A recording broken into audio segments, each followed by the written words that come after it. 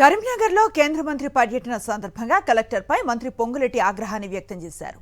కార్యక్రమంలో మంత్రి పొంగులేటి పాల్గొన్నారు. పదే పదే తోసేయటంతో అధికారుల తీరుపై ఆయన మండిపడ్డారు.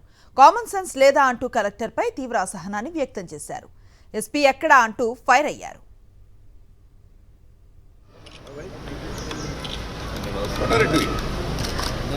కామన్